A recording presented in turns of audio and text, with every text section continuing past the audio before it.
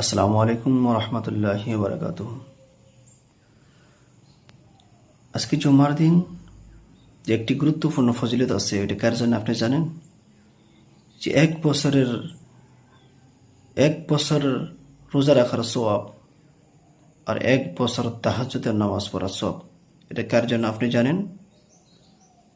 আজকে এই ফজিলতটা ওই ব্যক্তির জন্য যিনি সকালে উঠে গোসল করেছেন, নিজেও গোসল করেছেন, নিজের পরিবারকে গোসল করেছেন,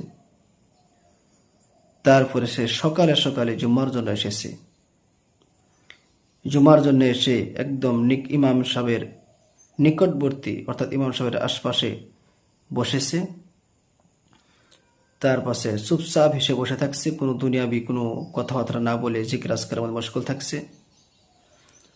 তারপরে যখন ইমাম সাহেব যখন খুতবা দিয়েছেন, তারপর এই দুটা খুতবা মোকাম্মল, দুনো খুতবায়, একটা খুতবা না, মোকাম্মল দুনো খুতবায় গৌরব ফিকরের সাথে শুনে নামাজ আদায় করেছে।